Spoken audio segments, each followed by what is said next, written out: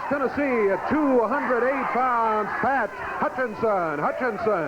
And going against him, also, of course, from Memphis, Tennessee, at 234 pounds, with the Southern heavyweight belt around his waist, the King, Jerry Lawler. 15-minute time limit, Jerry Calhoun, the referee.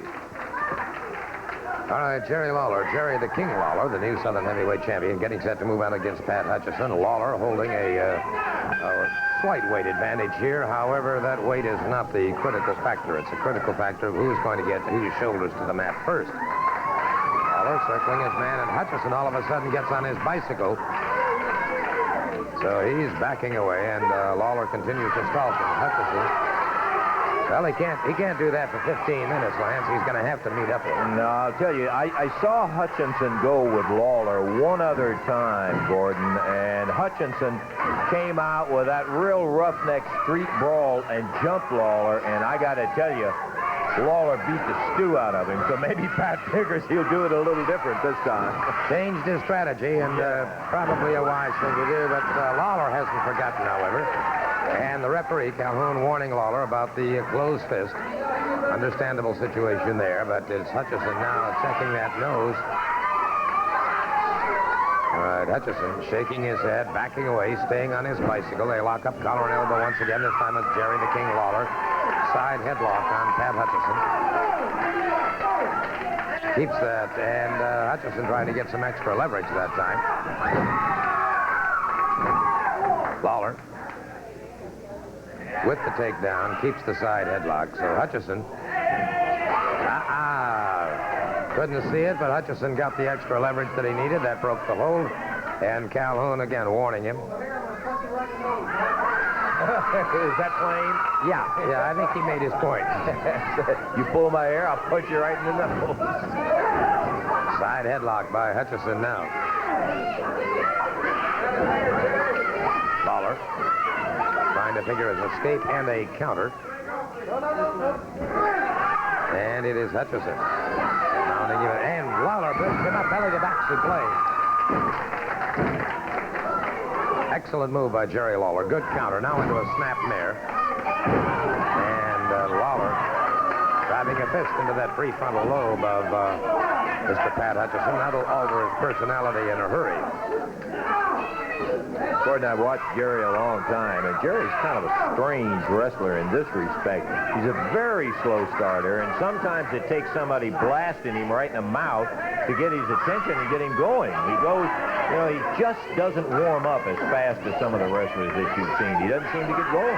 Well, there are a lot of athletes like that. You'll notice that some of the running backs in football, as an example, the first and second quarters, they're just so-so, and then the third and fourth quarter, and all of a sudden they're really dynamos. And as you say, Lawler is that way. A high backdrop by Lawler, and Lawler catches Hutchinson once again. Uses that fist handle. Of course, Jerry is normally a very easygoing type of fellow, and I think that personality aspect also has its effect on him when he first starts off a match. He likes to get in there, and he'll go wrestle with you, but I'll tell you in a minute, as you have seen, he'll fire that right hand and bust you with it, and boy, what a set of knuckles he's got. Hutchinson continues to be caught in that, well, now a rear chin lock. Has it sort of from the side, but it is technically a rear chin lock. So Hutchinson having that air supply somewhat hampered.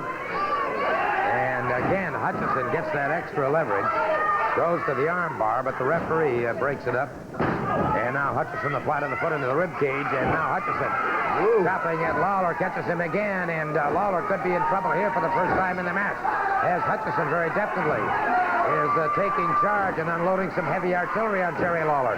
Lawler rocked now from that series of right-hand blows to the side of the jaw. Lawler turns the table. 3, 4 left jabs to the chin of one Pat Hutchinson. Ooh, and a clubbing right hand that put Hutchinson to the canvas. We may have seen the end of it here. Well, he isn't ready for it. He's want to pay back. He thinks Hutchinson may still be 2 punches up on him. Look at this. High vertical suplex by Jerry Lawler. Lawler then drives the knee into the chest and then catches him with a hard right hand. Count of 3. Count of three and the bell rings, and it is all over for one Pat Hutchinson. Jerry Lawler is the unquestioned victor in this match. We're going to have a replay here in just a second. We'll take a look at the way Lawler finally set his man up. There he brings him up for that high vertical suplex.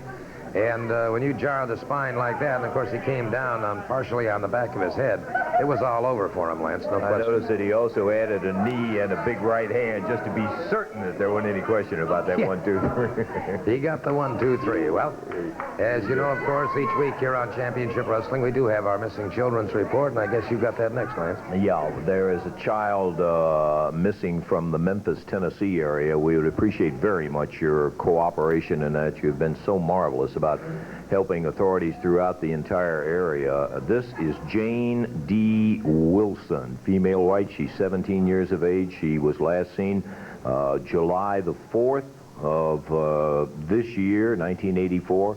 And she is 120 pounds, medium build, blonde hair, blue eyes, and shoulder-length hair. Jane D. Wilson. If you have any knowledge of the whereabouts of Jane D. Wilson, please make a phone call to area code 901-528-8400. 901-528-8400. Thank you again in advance for your help in this very important situation. We'll take time out. Be back in just a moment.